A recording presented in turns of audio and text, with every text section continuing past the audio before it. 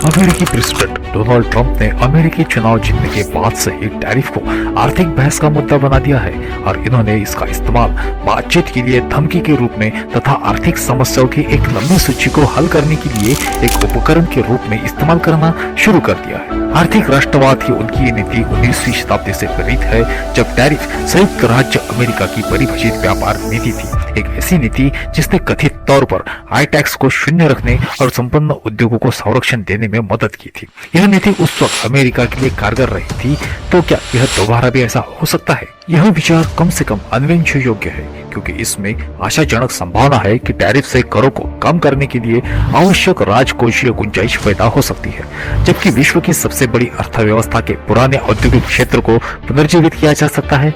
यहाँ तक कि सर्वाधिक वैश्विक समर्थक अर्थशास्त्री भी यह स्वीकार करेंगे कि टैरिफ लगाने के निश्चित रूप से आर्थिक कारण है, और इसी कारण ब्राजील, चीन, भारत जैसी बड़ी विकसनशील अर्थव्यवस्थाएं अभी भी इसका काफी उपयोग करती है। लेकिन अमेरिका द्वारा पिछली बार टैरिफ लागू किए जाने के बाद से दुनिया में नाटकीय रूप से बदलाव आ चुका है, जिसका स्तर आज व्यापक और गहरा है। आजकल अमेरिकी उपभोक्ता जटिल वैश्विक आपूर्ति श्रृंखलाओं के माध्यम से निर्मित सस्ते सामानों के आदी हो गए हैं, जो कम व्यापार बाधाओं पर निर्भर करते हैं। नए टैरिफ से ऐसी बाधाएं उत्पन्न होगी जिससे आयात करने वाली कंपनियों को लाभ में बने रहने के लिए अपनी कीमतें बढ़ाने पर मजबूर होना पड़ सकता है। इसका प्रभावी अर्थ यह होगा कि टैरिफ उपभोक्ताओं पर टैक्स लगाने का एक छिपा हुआ तरीका है। फिर भी टैरिफ के औद्योगिक, रोजगार और राजनीतिक लाभ अभी भी उपभोक्ता क्रय शक्ति में संभावित कमी के लायक हो सकते हैं। अब निसंदेह इस मुद्दे पर हाल ही की बहस अत्यधिक राजनीतिक हो गई है, लेकिन अंततः टैरिफ केवल एक आर्थिक साधन है, ठीक एक स्नैपर की तरह। वे स्वाभाविक रूप से अच्छे या बुरे नहीं होते। बोल्ट को कसना या ढीला करना हो तो स्नैपर बहुत ही उपयोगी है, लेकिन यदि आपको मस्तिष्क की सर्जरी करनी हो तो शायद अन्य किसी चीज का उपयोग करने पर विचार करें। मुद्दा यह है कि टैरिफ के बारे में जो सामान्यकृत बयान दिए गए वे अति सरलीकृत है, क्योंकि वे विभिन्न बाजारों में अलग अलग व्यापार नापसंद का कारण बनते हैं, जिन्हें शुद्ध लाभ या शुद्ध लागत का अंदाजा लगाने के लिए तोला जाना चाहिए। इसका मतलब यह है कि अब पहले से कहीं अधिक सूक्ष्मता महत्वपूर्ण है। तो हमेशा की तरह हमें कुछ सवालों के जवाब ढूंढने पड़ सकते हैं, जैसे कि टैरिफ कैसे काम करते हैं, मुर्गियों और वॉशिंग मशीनों से हम टैरिफ के बारे में क्या सीख सकते हैं, और अंत में टैरिफ को तब भी लाभदायक हो सकते हैं भले ही वे आर्थिक लागत पर ही क्यों न आते हो। खैर, पहले जवाब ढूंढते हैं पहले सवाल का।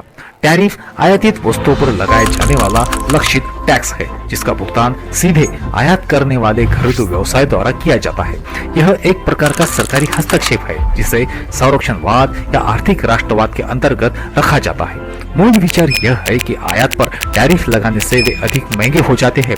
इसके परिणाम स्वरूप घरेलू उत्पादन अपेक्षाकृत सस्ता हो जाता है। इसलिए बाजार में आयातित वस्तुओं के स्थान पर घरेलू रूप से उत्पादित वस्तुओं का उपयोग होने लगता है, जिससे घरेलू अर्थव्यवस्था में निवेश, रोजगार और औद्योगिक विकास को बढ़ावा मिलता है, जबकि सरकार को भी आय का एक अतिरिक्त स्रोत प्राप्त होता है। इस प्रक्रिया को इंपोर्ट सब्स्टिट्यूशन इंडस्ट्रियलाइजेशन के नाम से जाना जाता है। इतिहास में अनेक देशों ने अपने औद्योगिक आधार की रक्षा और विकास के लिए टैरिफ का ही उपयोग किया है, लेकिन कुछ ऐसे भी देश हैं जिनकी विकास गाथा टैरिफ के उपयोग से इतनी बुनियादी रूप से जुड़ी हुई है, जैसे संयुक्त राज्य अमेरिका, जिसने कारक वैश्विक मुक्त व्यापार के क्षेत्र में अग्रणी देश के रूप में इसकी समकालीन छवि कुछ हद तक विडंबनापूर्ण बन गई है। अमेरिकी संविधान के अनुमोदन के बाद पारित दूसरा विधेयक 1789 में टैरिफ के बारे में था। ब्रॉडवे के प्रसिद्ध अलेक्जेंडर हैमिल्टन ने एडम स्मिथ के मुक्त बाजार के अदृश्य हाथ की शक्ति के बारे में नवप्रकाशित आर्थिक विचारों का सम्मान किया, लेकिन उन्होंने उद्योग की विकास और राष्ट्रीय संपदा के निर्माण के लिए इसे एक सामान्य नियम के रूप में अस्वीकार भी कर दिया। हैमिल्टन जानते थे कि संयुक्त राज्य अमेरिका ने अपनी संस्थाओं का निर्माण किया और राजनीतिक स्वतंत्रता अर्जित की, लेकिन देश को ब्रिटेन से आर्थिक स्वतंत्रता तब तक नहीं मिलेगी जब तक कि वह एक विनिर्माण आधार विकसित नहीं कर लेता। तो अपने माल का कुशलतापूर्वक और प्रतिस्पर्धात्मक रूप से उत्पादन कैसे कर सके? यूरोप में औद्योगिक क्रांति पहले ही शुरू हो चुकी थी और वह इस्पात, वस्त्र, रसायन, परिशुद्धता उपकरण और मशीनरी जैसे प्रमुख वस्तुओं का अपेक्षाकृत सस्ते दामों पर और बड़े पैमाने पर उत्पादन कर रहा था। अमेरिकी उद्योग कम बुनियादी ढांचे, पूंजी और कुशल श्रम के कारण पिछड़ गया था। उस समय अंतर्राष्ट्रीय व्यापार में महत्वपूर्ण तकनीकी बाधाओं के बावजूद वह मुक्त बाजार में यूरोपीय उत्पादकों के साथ प्रतिस्पर्धा नहीं कर सका और इसीलिए यूरोपीय आयातों की कीमत बढ़ाने के लिए टैरिफ लागू किए, जिससे उद्यमियों को अमेरिकी धरती पर अपनी दुकानें स्थापित करने के लिए प्रोत्साहन मिला और घरेलू औद्योगिकरण को बढ़ावा मिला। 19वीं शताब्दी के अंत तक अधिक सशक्त टैरिफ अधिनियम पारित किया गया, जिसके फलस्वरूप लक्षित वस्तुओं पर औसत टैरिफ दर अंततः 40% से ऊपर पहुंच गई और यह सब कुछ काम कर गया। अमेरिकी उद्योगों में उथल पुथल मच गई। टैरिफ संघीय आय का 90% हिस्सा बन गए और अमेरिकी सरकार टैरिफ से राजस्व प्राप्त करने की इतनी आदी हो गई कि 1910 तक आय टैक्स का कोई अस्तित्व ही नहीं था। हालांकि उस समय टैरिफ का उपयोग बहुत विवादित था, जैसा कि अब भी, जबकि औद्योगिकीकरण उत्तर में केंद्रित था। उच्च टैरिफ ने अप्रत्यक्ष रूप से कृषि प्रधान दक्षिण को नुकसान पहुंचाया, जिससे उसके निर्यात और कपास, तंबाकू, गन्ना जैसे दास निर्मित वस्तुओं पर जवाबी यूरोपीय टैरिफ से नुकसान उठाना पड़ा। दक्षिण ने अपनी आय के मुख्य स्रोत के रूप में इन निर्यातों पर निर्भर था। मेरिल टैरिफ दक्षिणी राज्यों के लिए एक अतिरिक्त शिकायत थी, जो लिंकन के चुनाव और दास प्रथा को समाप्त करने के उनके इरादे के कारण पहले ही संघ से अलग हो रहे थे। इसलिए अमेरिका में टैरिफ को लेकर बहस कोई नई बात नहीं है, लेकिन द्वितीय विश्व युद्ध के अंत तक तेजी से आगे बढ़ते हुए अमेरिका ने पटकथा पलट दी।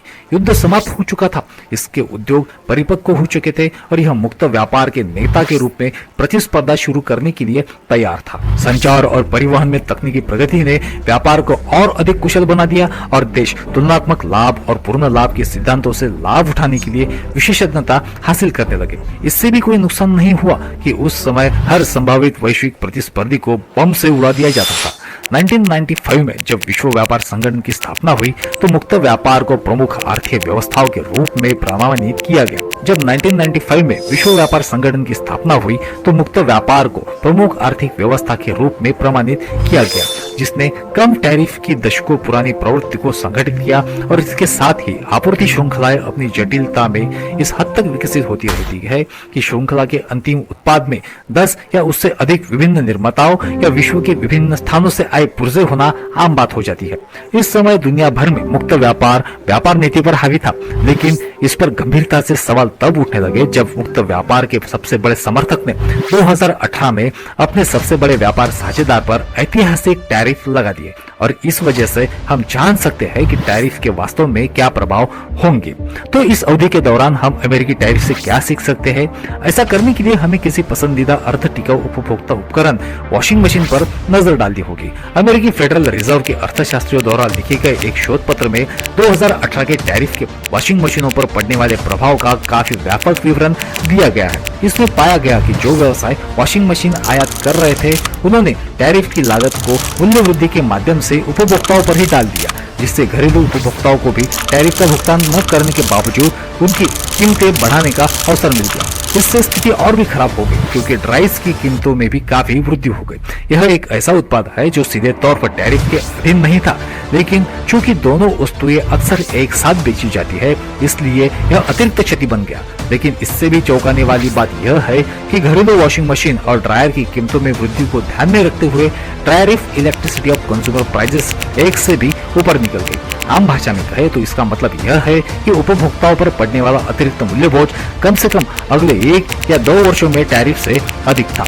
अमेरिकन इकोनॉमिक्स एसोसिएशन और त्रैमासिक जर्नल ऑफ इकोनॉमिक्स की रिपोर्ट में भी 2018 के टैरिफ का पूरा असर उपभोक्ताओं पर पड़ने का प्रमाण मिला है। वास्तव में इसका अर्थ यह था कि टैरिफ उपभोक्ताओं पर टैक्स लगाने का एक अधिक जटिल तरीका था, जबकि वास्तव में इसे टैक्स कहा ही नहीं गया था। कुल मिलाकर 2018-19 के टैरिफ ने अमेरिकियों पर लगभग $80 बिलियन का अप्रत्यक्ष टैक्स लगाया, जो दशकों में सबसे बड़ी टैक्स वृद्धि में से एक था।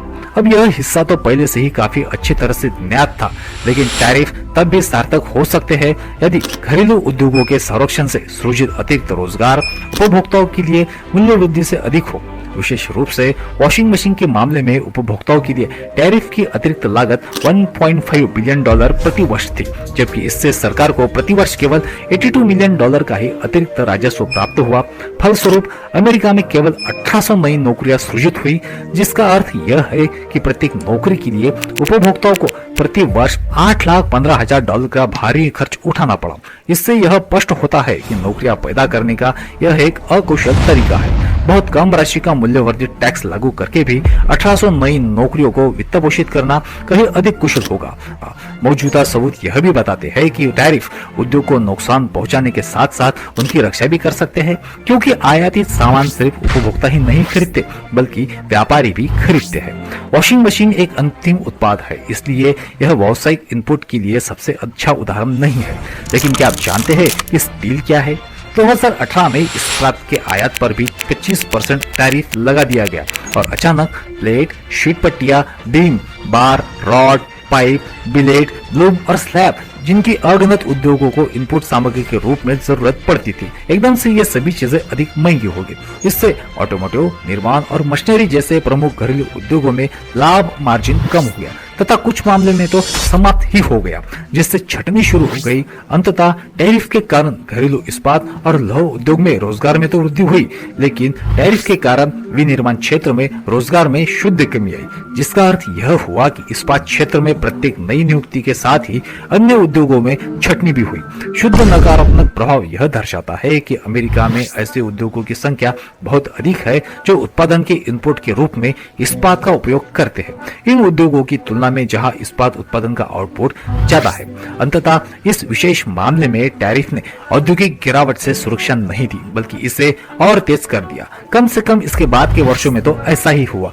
उद्योग जगत में गिरावट अन्य देशों द्वारा लगाए गए जवाबी टैरिफ के हानिकारक परिणामों को भी दर्शाती है, जो किसी भी व्यापार युद्ध में अपरिहार्य जवाबी हमला है। 2018 के टैरिफ के मद्देनजर चीन ने अमेरिका पर कई टैरिफ लगाए, जिसमें मुख्य रूप से कृषि खाद्य उत्पादों को लक्षित किया गया। इससे चीनी कंपनियों के लिए अमेरिकी कृषि निर्यात अधिक महंगा हो गया, जिससे इन उत्पादों की मांग कम हो गई, जिसके परिणाम स्वरूप कृषि क्षेत्र में आय कम हो गई। अमेरिकी सरकार ने किसानों को सीधा भुगतान करके और कृषि उत्पादों की खरीद करके बड़े पैमाने पर छटनी को रोका, लेकिन इसके लिए उसे भारी कीमत चुकानी पड़ी। 2018 से 2020 तक चीनी टैरिफ से प्रभावित अमेरिकी किसानों की सहायता के लिए $61 बिलियन खर्च किए गए, जिससे अमेरिकी सरकार द्वारा चीन पर लगाए गए टैरिफ से एकत्रित की गई अतिरिक्त $66 बिलियन की राशि लगभग पूरी तरह से रद्द हो गई। अतः हम यह कह सकते हैं कि टैरिफ निश्चित रूप से अतिरिक्त राजस्व उत्पन्न करते हैं, लेकिन प्रतिशोध के माध्यम से वे अन्यथा अधिक राजकोषीय व्यय की आवश्यकता भी उत्पन्न करते हैं। इसलिए यह एक महंगे खेल की तरह है और इसके परिणाम स्वरूप टैरिफ से वह नाटकीय राजकोषीय अधिवेश पैदा होने की संभावना नहीं है, जिसकी अमेरिका को कम आय कर के पूर्णतः वादा किए गए लक्ष्य तक पहुंचने के लिए आवश्यकता है। अब यह बताना महत्वपूर्ण होगा कि यह अध्ययन टैरिफ लागू होने के 1 या 2 साल बाद ही किए गए थे, जिसका अर्थ है कि हम इनका उपयोग केवल अल्पावधि को समझने के लिए ही कर सकते हैं, जो स्पष्ट रूप से उपभोक्ताओं और बहुत सारे उद्योगों के लिए बुरा है। लेकिन दीर्घावधि में उत्पादन के कारक परिभाषा के अनुसार अधिक लचीले होते हैं, इसलिए यह पूरी तरह संभव है कि टैरिफ लागत की तुलना में अधिक लाभ ला सकते हैं, क्योंकि उत्पादन के कारकों को घरेलू उत्पादन की ओर पुनः आवंटित किया जाता है, जिससे निवेश, रोजगार और विकास उत्पन्न होता है। अब सौभाग्यवश कुछ पुराने टैरिफ है जिनका प्रभाव दशकों तक बना रहा है। 1964 में अमेरिका में आयातित हल्के ट्रकों पर 25% टैरिफ लगाया गया था। तब से पिकअप ट्रक और एसयूवी अमेरिका कार निर्माताओं फोर्ड, जनरल मोटर्स और स्टेलेंटिस के लिए सबसे अधिक लाभ मार्जिन वाले वाहन बन गए हैं, जो अमेरिकी ऑटोमोटिव उद्योग के लिए जीवन रेखा के रूप में काम कर रहे हैं, जहां ऑफशोरिंग और आउटसोर्सिंग औद्योगिक गिरावट को बढ़ावा दे रहे थे। इसने 1980 के दशक से 2000 के दशक तक अमेरिकी धरती पर अरबों डॉलर का निवेश करने के लिए विदेशी प्रतिस्पर्धियों को भी रास्ता दिया, जिसमें होंडा, टोयोटा, निस्सान, मर्सिडीज बेंज और BMW ने हजारों लोगों को रोजगार देने के लिए अमेरिका के दक्षिण में असेंबली योजनाएं बनाई। टैरिफ ने ठीक वही किया जो करना चाहिए था, मतलब घरेलू उद्योगों की रक्षा करना और दीर्घकालीन निवेश को प्रोत्साहन देना। लेकिन इसमें नकारात्मक पहलू भी था, क्योंकि अमेरिकी हल्के ट्रक और एसयूवी बाजार की योजना बनाने के लिए केवल 3 कंपनियां ही थी, जिसमें प्रतिस्पर्धा बहुत कम थी, जिससे नवाचार करने और दक्षता बढ़ाने का दबाव कम हो गया। और यही मुख्य बात नहीं है। टैरिफ के कारगर होने के लिए सरकार को यह सुनिश्चित करना होगा कि संरक्षित घरेलू उद्योग इतना प्रतिस्पर्धी हो कि उसमें आत्मसंतुष्टि और बाजार शक्ति के दुरुपयोग को रोका जा सके, ताकि ताकि उपभोक्ताओं को उचित सौदा मिल सके। यदि सरकार विदेशी प्रतिस्पर्धा को रोकने जा रही है तो उन्हें यह सुनिश्चित करना होगा कि पर्याप्त घरेलू प्रतिस्पर्धा हो। अंततः टैरिफ का अर्थ यह है कि आज भी अमेरिकी ट्रक और एसयूवी बाजार उतना प्रतिस्पर्धी नहीं है जितना हो सकता था, और इससे ऊंची कीमतों और कम गुणवत्ता के कारण उपभोक्ताओं को आखिर नुकसान ही हो रहा है। लेकिन भले ही टैरिफ को उचित रूप से लक्षित किया गया हो और बाजार प्रतिस्पर्धी बना हुआ हो, फिर भी इसका सकारात्मक प्रभाव छुपे तौर पर बदला जा सकता है। जब मर्सिडीज बेंज ने 2006 में साउथ कैरोलिना में अपना कारखाना खोला तो यह स्पष्ट था कि एसयूवी टैरिफ ने एक बार फिर विदेशी निर्माता को अमेरिकी धरती पर निवेश करने के लिए मजबूर कर दिया था। लेकिन जल्द ही यह स्पष्ट हो गया था कि वास्तव में मर्सिडीज बेंज जर्मनी में अपना वैन का निर्माण कर रही थी। उसके भागों को अलग अलग करके आइकिया फ्लैटपैक के ऑटोमोटिव समकक्ष में बदल रही थी, फिर उसे पुनः जोड़ने के लिए अमेरिका भेज रही थी। इस प्रकार मर्सिडीज तकनीकी आधार पर 25% टैरिफ से बच रही थी। यह स्पष्टता टैरिफ अवरोध के कारण उत्पन्न अकुशलता है। निष्पक्षता से कहे तो मर्सिडीज ने समय के साथ धीरे धीरे संयंत्र की क्षमताओं का विकास किया। अब वह इंजन और बॉडी पार्ट्स भी असेंबल कर रही है। लेकिन यह इस सब बात का दिलचस्प उदाहरण है कि टैरिफ बचाने के लिए उत्पादक किस हद तक जा सकते हैं। अन्य समाधान और भी खराब हो सकते हैं, विशेषकर जब टैरिफ विशेष देशों पर लक्षित हो।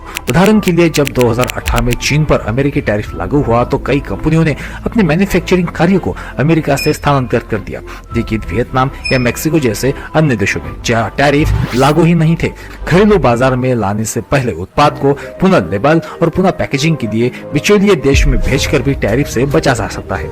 यह एक बात है कि कंपनियों के पास टैरिफ से बचने के लिए बहुत सारे विकल्प मौजूद है। इससे पहले ही वे अपने विनिर्माण को घरेलू अर्थव्यवस्था में स्थानांतरित करने का अक्सर अधिक महंगा विकल्प चुने। अंततः ऐसे कई गतिशील भाग और समझौते हैं जो टैरिफ विनिर्देशों, लक्षित बाजारों और प्रभावित देशों के प्रति संवेदनशील है। राजनीतिक रूप से आवेशित बहस में सभी पक्षों की ओर से टैरिफ के बारे में दिए गए बयानों में इतनी सूक्ष्मता को नजरअंदाज किया गया है और यही समस्या है। डोनाल्ड ट्रंप ने टैरिफ के बारे में बहुत बात कही है, लेकिन जो वे टैरिफ लगाना चाहते हैं उसके बारे में उन्होंने स्पष्ट नहीं किया, जिससे आर्थिक प्रभाव का आकलन करना बहुत कठिन हो गया है। यदि वह अमेरिका में आने वाली सभी वस्तुओं पर सार्वभौमिक टैरिफ लगाना चाहते हैं तो ऐसा लगता है कि टैरिफ के किसी भी औद्योगिक और राजकोषीय लाभ, उच्च इनपुट लागत, बढ़ी हुई उपभोक्ता कीमतों और प्रतिशोध के हानिकारक संयोजन से समाप्त हो जाएंगे। यह शुद्ध नकारात्मक प्रभाव संभवतः दीर्घकालीन और निश्चित रूप से अल्पवादी भी हो सकता है। तो फिर टैरिफ से अमेरिकी अर्थव्यवस्था को लाभ क्यों नहीं होगा, जबकि 19वीं सदी में इसने अद्भुत लाभ कमाया था। उस समय वैश्विक परिवहन और संचार धीमा था, उत्पाद अपेक्षाकृत सरल थे और घरेलू श्रम भी सस्ता था। अब वैश्विक परिवहन और संचार तीव्र है, उत्पाद अधिक जटिल है तथा घरेलू श्रम भी महंगा है। मुक्त व्यापार के युग का अर्थ यह है कि जटिल उत्पादों का उत्पादन अंतरराष्ट्रीय आपूर्ति श्रृंखलाओं के माध्यम से किया जाता है, जहां व्यक्तिगत निर्माता अत्यधिक विशिष्ट हो गए हैं और अक्सर भारी सब्सिडी वाले उद्योगों का उपयोग करते हैं। जब विकासशील अर्थव्यवस्थाओं में श्रम नियमन अत्यंत ढीले है, इससे उत्पादन कुशल हो जाता है और कीमतें कम हो जाती है। ऐसा कहा जा सकता है कि अब राज बाहर आ गया है। कई उद्योगों के लिए बड़े पैमाने पर अमेरिका में वापस लौटना अत्यधिक महंगा हो गया है। वे अपने परिचालन को किसी अन्य देश में स्थानांतरित करके टैरिफ से बचना चाहेंगे या फिर इसका खामियाजा अमेरिकी उपभोक्ताओं को भुगतवाना चाहेंगे। इससे उपभोक्ताओं से पैसा सरकार को पुनः वितरित हो जाएगा तथा नौकरियां अमेरिका में वापस नहीं आएगी, जो कि इसका मुख्य उद्देश्य है। आधुनिक अर्थव्यवस्था में टैरिफ अभी भी एक उपयोगी उपकरण है, लेकिन इसका उपयोग सार्वभौमिक स्तर पर स्पष्ट रूप से नहीं बल्कि सटीक रूप से किया जाना चाहिए, जहां टैरिफ उन चीजों पर लगाया जाएगा जो घरेलू अर्थव्यवस्था में कभी नहीं बनाई गई थी और न कभी बनाई जा सकती है। अधिकतम अल्पकालीन आर्थिक आघात को रोकने के लिए टैरिफ की सावधानी पूर्वक योजना बनाने और हैमिल्टन की तरह धीरे धीरे लागू करने की क्षमता आवश्यक है, ताकि बाजार तैयारी कर सके और समायोजन कर सके। बजाय इसके कि भारी टैरिफ की धमकी दिए जाए तो विश्वास को ही खत्म कर देती है और उद्योग के नेताओं को उनके अगले सर्वोत्तम कदम के बारे में अनिश्चित रखती है। लेकिन फिर भी इतना कुछ होने के बाद भी यह तर्क दिया जा सकता है कि कुछ ऐसे बाजार है जहां आर्थिक लागत के बावजूद वे आवश्यक है। जैसे जैसे वैश्वीकृत विश्व में तनाव बढ़ता जा रहा है, स्थिरता कम होती जा रही है, वैसे वैसे देशों को अपने उत्पादों के लिए राजनीतिक रूप से गलत दिशा वाले देशों पर निर्भर रहना कम पसंद आ रहा है। निर्भरता एक ऐसी कमजोरी है जिसका फायदा उठाया जा सकता है, विशेष रूप से राजनीतिक रूप में महत्वपूर्ण क्षेत्रों में, जैसे सेमीकंडक्टर्स, एनर्जी, व्हीकल्स, रेलवे मार्ग, खनिज और खाद्य में।